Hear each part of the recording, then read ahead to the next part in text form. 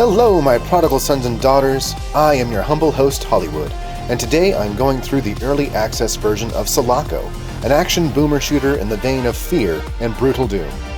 This was one of my most anticipated games of this year, and now that the wait is mostly over, it's time to see if Altered Orbit can live up to the extreme hype this game has garnered over the years.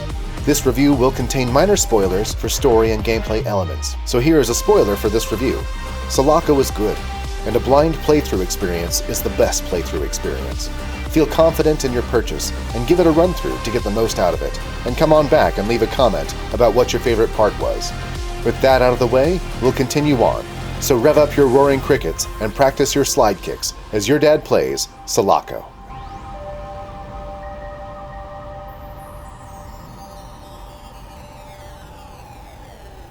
Who's in this one? Get this door open! Alright, stand back! It's gonna get loud!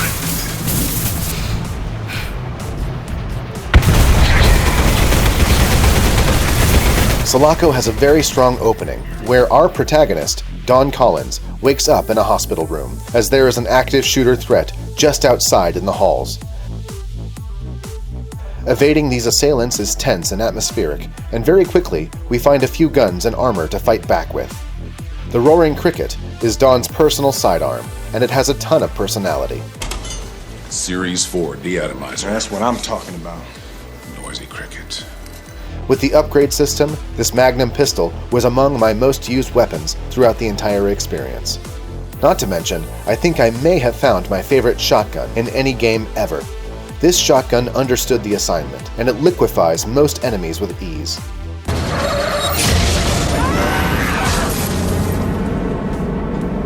The downside of this gun, for balance, is the extremely low fire rate.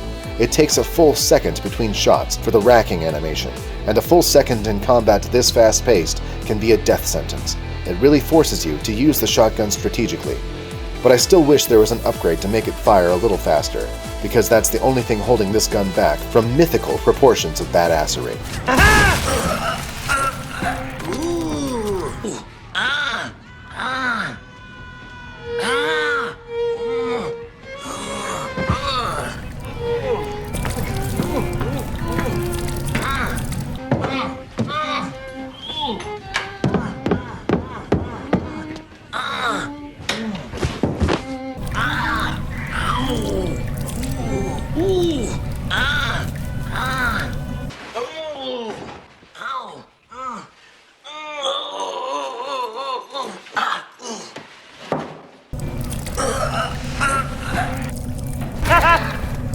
The hospital is a little disorienting at first, with many paths blocked off as the enemies eradicate anyone they find.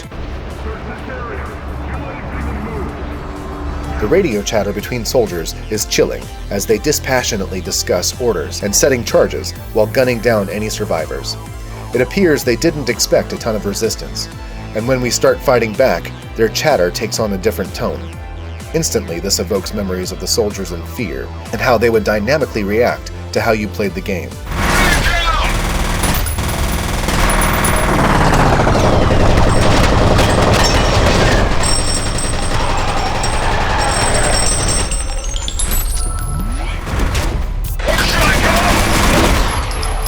The same is true of Selaco, but it's turned up to 11 here.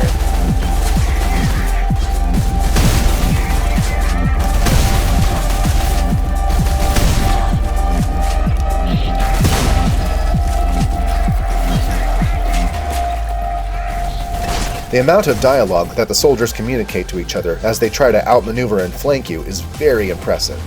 The enemies in Fear were incredibly smart and highly reactive to the environment and to the player, to the point where that game is legendary and worth playing today. While the combat in Fear is admittedly slower paced, Selaco may have beaten Fear at its own game. I played on Commander, which is the hard difficulty, and while this difficulty certainly wasn't impossible on my first playthrough, I was fighting for my life. You leave me in the trenches taking grenades, John! The enemy hits hard, and they spread out and call out your location to anyone in the area as they aggressively run you down. Running and sliding from room to room and using cover is essential for survival. Although there is no proper sprinting mechanic, you have access to a power slide that can be used to attack as well as to escape. but that ability has a cooldown that takes forever in the heat of battle. Ammo is scarce enough to keep you switching between weapons, as reserves run low, but not so removed where you are killed by a lack of resources. There are about 10 different weapons to find, and each one has upgrades that can be found and attached that change the behavior of the firearm dramatically. One example that saved my sorry ass is the turret mode for the nail gun. The nail gun itself is almost a direct ripoff of the penetrator from Fear, and the turret upgrade allows you to lay down a mini turret at the expense of extra ammo that peppers any soldier in the area with cover fire. As the enemy would advance, I would simply drop a few turrets as I retreated back a ways, and their ranks were thinned enough to be dealt with. The aiming reticle will give valuable feedback if your shots are connecting with the enemy as well, with a yellow outline highlighting the connecting shots and a red outline that tells you the target is no longer a threat. This tactile feedback is invaluable, as the destruction of the environment is, ironically, often a huge obstacle to deal with during combat. There are also audio cues that give you information if your gun is running low on ammo, so you can plan ahead on which weapon to use next. There is a health regeneration mechanic that gradually recharges your health up to a maximum of 35 points after a few seconds of not getting hit. This doesn't come into effect until you have gone below the 35-point threshold in your health pool. I really came to appreciate this mechanic, as it gave me a fighting chance in almost every encounter, and I never felt I got locked into an unwinnable situation or a bad save state. And by keeping the health regen number low, it keeps the game challenging and fun to play on the harder difficulties. Man, you are one pathetic loser. No offense. No, none taken. Debris and chunks of the environment cascade all around us as the firefights rage on. There are so many particle effects happening that it's hard to see where the enemy is as the smoke and dust visually choke out the arenas. You can turn down some of the effects to lessen the visual haze, but I left them on to see how much it changed the way I fought. I'm mixed on the results, because on the one hand, enemies will throw smoke grenades to cover their movements, and firing blindly into smoke clouds as bullets whiz by in return fire is pretty thrilling. On the other hand, without being able to see through the battle haze, often the enemies will lay down a shield and group up behind it. I won't realize this until I have wasted a full magazine trying to tag them.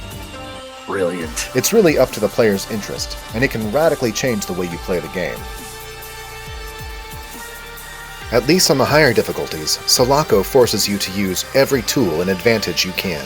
Landmines and grenades are highly useful, and soon enough, you might find yourself moving explosive barrels and fire extinguishers into a better position in the levels in case enemies spawn in. These fights can really feel like the odds are stacked against you with all the firepower the enemy has.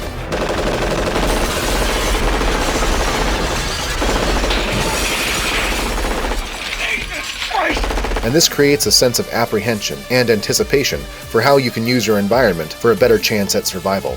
Landmines can be upgraded to explode twice, so laying some down in retreat is a great tactic. I was using every weapon at my disposal to survive, which doesn't happen very often in these types of games. More common than not, you will use 2 or 3 weapons throughout a campaign, so it was nice to see all these different firearms in action.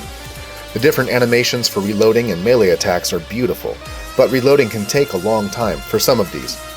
The grenade launcher is great, but you have to reload each shell individually until you get the upgrade that reloads all the shells at once.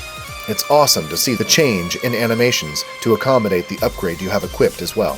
The only gun I really didn't use that much was the assault rifle. In the early game, it's one of the go-to choices, but once you find the SMG, it becomes a little obsolete, especially because those 2 weapons share ammunition, and I almost always picked the SMG over the rifle because of the dual wielding or the taser functionality.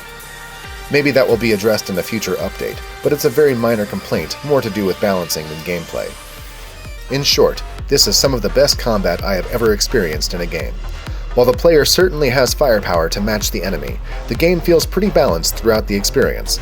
That is, as long as you maintain your weapons. You need to upgrade your gear and adjust your combat behavior, because the opposition is getting upgraded along with you, with an invasion tier system that gives more and more buffs and tools to the enemy as the game progresses. You will be outgunned eventually, and upgrading your arsenal to suit your playstyle is not just a cool gameplay mechanic, it's downright necessary to survive. In order to purchase those overpowered weapon upgrades, you will need silver and upgrade parts. Silver is the currency of the realm, and it can be found almost anywhere, but mostly in the secret areas. Selaco gives plenty of reason for a little exploration, as you are always rewarded with upgrade parts or silver to make your guns more powerful. The combat is the main reason to play this game, but there's a bit more going on as these different systems maintain a sort of synergy to keep things more engaging. It's a chaotic loop of fighting, exploring, and getting rewarded with upgrade parts and money, and choosing which upgrades to purchase that suit you, and then fighting against incrementally stronger enemies once more. For a game that started life as a Doom conversion, this looks utterly fantastic, and stacks up to some of the prettiest games I have ever played. The art direction makes up for some of the limitations of the GZ Doom engine, and Selaco pushes the boundaries of what this engine can do. It's actually amazing what Altered Orbit has done here from a technical viewpoint. Brutal Doom has always been the poster child for the capabilities of this engine, and Selaco may have taken that crown. The voxel assets that litter every area add dimension and more believability, and there are a ton of different assets to find. Barrels, shovels, towels, IV stands, chairs, bricks, tools, and so much more are so abundant that none of the environments ever feel empty or barren of objects. All of these variations explode into different particle effects and volumetric smoke when destroyed, and every firefight is amazing because of it. The alien invasion presents humanoid antagonists that all explode into pink and purple mist, adding to the already chaotic battle arenas as the gore effects mix beautifully with the smoke and explosions. So yeah, for a Doom-inspired boomer shooter, this game looks amazing. And that brings me to the level design. What stands out to me the most about the level design is how it's very reminiscent of System Shock. We find ourselves stranded in a strange environment, with very little explanation of what is happening, and the paths open up slowly through exploration and experimentation and puzzle solving. Emails and datapad entries mark the moments and events just before the arrival of the invasion forces, and the details in the world are impeccable. Office relationships and drama unfold with each message between work colleagues. Family pictures can be found in offices and workspaces. The Pathfinder Memorial family welcome a newborn baby to a couple in their ranks, and the party decorations for baby Carl are quite sad, because it's unlikely that anyone made it out of Pathfinder alive. This little family that had just started to blossom has been severed from the vine in such a brutal and uncaring fashion. When you discover the office of Tom Lenders, the director of the hospital, you find burgers and sodas littering the space to juxtapose the one-of-a-kind fireplace that lends a sense of hierarchy and character to these rooms. People complaining about various decisions by upper management through an email that also gives a door code to proceed makes progression a bit more engaging. This place feels like a lived-in world before the invasion, even if the corridors are hard to navigate. You won't be exploring a ton of open outdoor places, but that's completely intentional. Selaco itself is a gigantic space station that has to balance valuable real estate to population needs. So a cityscape with a skyscraper skyline is expected and makes sense in the story and world, which we'll explore a little more of in a moment.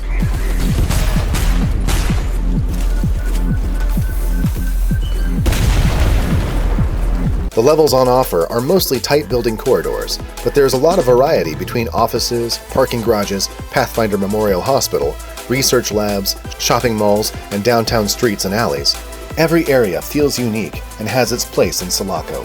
Hunting for keys and secrets are mandatory here, and the map is invaluable for progression and the inevitable backtracking.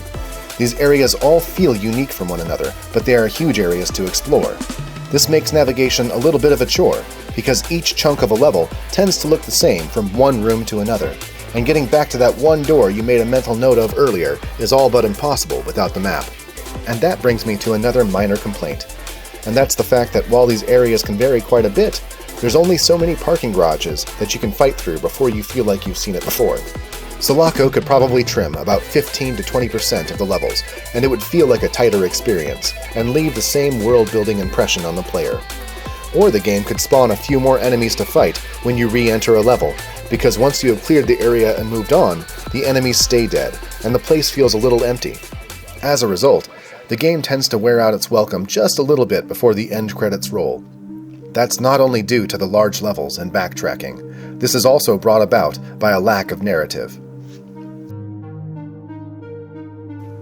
Selaco is top tier when it comes to combat, and levels designed around making those firefights the best they can be. More surprising than that is the excellent world building taking place in every room and hallway.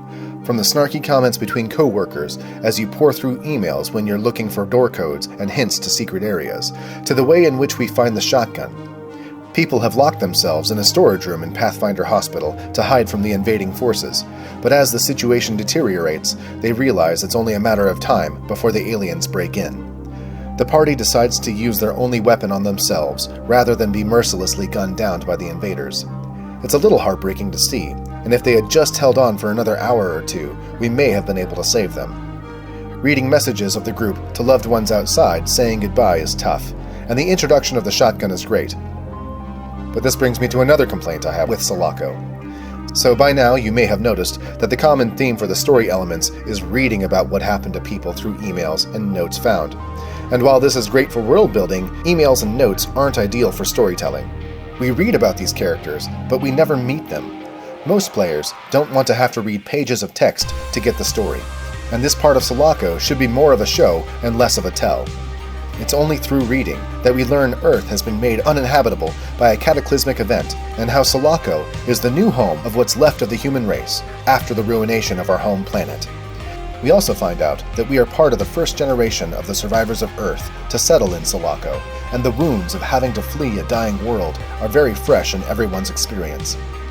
We also discover that megacorporations control a vast majority of the massive space station, and that life as we knew on Earth is still alive and well here on Selaco.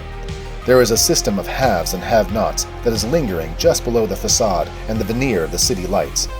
There is also the mystery of the AOS control system that makes life on the station possible by operating and maintaining the various necessary systems to sustain us.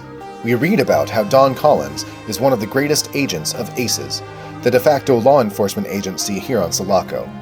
Also how Sal, another agent of ACES and owner of a popular bar and restaurant downtown, has teamed up with Dawn and others to get funding and create a kind of Batcave underneath Sal's bar, where these individuals can operate with less scrutiny and seemingly go beyond the scope of ACES to investigate different entities that may have nefarious and selfish plans for Selaco. This is highly interesting and brings up all kinds of questions and story possibilities. But the average player won't find these details out, because these details are only there if you dig into the text. This kind of story needs more interaction with side characters to have more impact. I wish Sal would make contact with a radio link to confirm he's alive and give clues about the world and what's happened. He could give more direction to the story as he leads Dawn on where to go next and why that's important. As it is now, we simply read notes from Sal and we have to guess that he's alive, and maybe he will make an appearance in the future. The reason Bioshock's narrative was so compelling was because Atlas made contact and gave the player important details on the world and where to go next. I know you must feel like the unluckiest man in the world right now, but you're the only hope I'll ever see my wife and child again. Go to Neptune's bounty. Find my family, please. Having Sal or Admiral Tychus talk over the radio would have been a cheap way to flesh out the world and add a touchstone to the story and offer more purpose to progression. It would also give Dawn a voice. She's kind of a mute protagonist at this point. While I love Half-Life, some dialogue from Dawn would go a long way to form connections with the player. We get a glimpse of her home late into the campaign, and just a few words commenting on the pictures scattered around would help flesh out her character a bit more too. We do see that she's into fitness and firearms, but I want to hear more about Sal and what I assume is her mother in a wheelchair. All we really have is Dawn fighting off an unknown alien threat without any other characters to help or fight for. There are no main villains introduced beyond these mysterious invading aliens that are so similar to humans. No real boss fights to cap the levels either.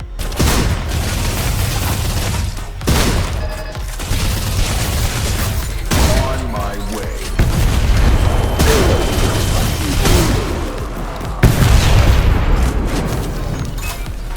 There is a research and development laboratory that has some really cool elements to mix up the combat with some puzzle solving, and infected humans that are reminiscent of Troll 2 to keep things fresh. Oh my god! But that takes place a bit late in the campaign, and I fear a lot of players won't make it that far. The combat is really good, but that can only carry the game so far when there is little reason to fight beyond hints and promises. Selaco is our home, and fighting for your home is always a good reason to fight. But with the corporate interest involved, I get the feeling that Selaco was in dire straits before this mysterious invasion happened. I hope they explore these concepts, and we get a face and character to fight alongside this military conflict. Or at least a corporation to bring down. Something. Anything to have a reason to keep fighting, beyond, here are the bad guys, have fun. Okay, but why are they bad? Why are they here? And who unlocked that door to let them in? It kind of feels like the team at Altered Orbit really focused on the combat to make it the best possible experience, and a few other details suffered for it. I can't fault them too much, because game development is fucking hard on a good day, and what they have here are the building blocks of a great story. But at this moment, looking at this story is like walking around modern Rome and seeing all the ruins and foundations of the ancient city in every corner, and imagining just how incredible it was to witness back in its heyday. Selaco's story has the same amount of foundational potential with none of the grandeur, so it will be interesting to see where they take it in the next chapter when it gets released. At the end of Chapter 1, we see a text that invites us to play Chapter 2 and team up with the remaining members of Aces to fight the invasion. So I'm hopeful that this will be addressed in the next major update, and they can focus on the narrative with the awesome foundation they have to build on. We could be looking at an incredible experience in the coming months and years, if they focus on the whys as well as the hows. Apart from the combat and the minimal story, what kept me playing this game through to the end was all the secrets and Easter eggs to find. There are secrets tucked in every facet of this game, and most of them are uncovered through simple observation. The rewards are often sitting in plain sight through a window, and a little observation of the map or looking around the corner are enough to uncover the path inside. Through the levels, Dawn will encounter security doors that can only be unlocked with the proper security clearance. You can find security clearance cards that upgrade your clearance by 1 level when you acquire them. They are usually hidden better than the more common secluded treasure troves.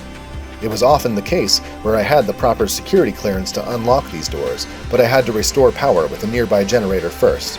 The survivors of the invasion sabotaged a few areas of Selaco to slow the advancing forces, and that includes Dawn, which is a nice touch and a believable reason to be searching for keys and power cells for progression. If you take the time to explore and collect all the security clearances through level 6, then you will gain access to the bonus level at the end of the campaign. Starlight Industries is a completely optional set of levels that is only accessible for dedicated pioneers. I didn't find every secret, but I didn't have a ton of trouble locating every security card either. I suspect more than a few players will get to experience Starlight's depths, and what depths they are too. Starlight is the home to a bonus weapon that is so overpowered it will make quick work of the toughest juggernauts. It's totally worth the extra time and effort to complete it. The catch being that there are 4 keys you need to unlock the prototype weapon, and each key is locked away at the end of a long and difficult level to navigate and fight through. You can pick whatever order you want to play through the 4 levels, but once you start a level, you can't leave until it's done. You then get spit back out of the pseudo-dungeon to the Starlight lobby, where you can spend the silver and upgrade parts to further expand your arsenal for the next set. Honestly, working through the bonus levels is worth it alone just for the extra money and upgrades, but you add in the satisfaction of assembling Voltron to gain this super weapon, and it's extremely gratifying. It might be my favorite part of Selaco, if you don't count Burger Flipper. Hidden in one of the offices of a game development studio in Selaco is a secret idle clicker minigame called Burger Flipper that gets added to your datapad, and you can play it whenever you want. And I like to refer to it as Bezos Burger, as you build your fast food empire on the backs of immigrants, and eventually whole planets. Good stuff. This is a direct ripoff of Cookie Clicker, but it's every bit as fun and distracting as that game is. The fact that it's a semi-secret minigame hidden inside a game studio, inside a game itself, is almost Inception levels of fourth wall breaking.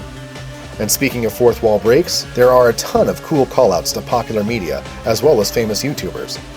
I love the inclusion of G-Man Lives as the weather service. Shit.